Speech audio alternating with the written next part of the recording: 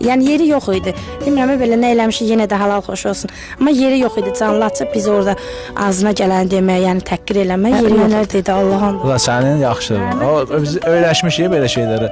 Bizə yaxşılıq edirsən, qayıdıb söyləyirsən. Həmin gündə sizə zəng elədim ki, dedim bəs belə də bu mənim başıma belə bir oyun açıb, belə cəmaatın içində ağzına gələni deyir bizə. Quran haqqı mən ona necə baxırdım, onu bir Allah bilir.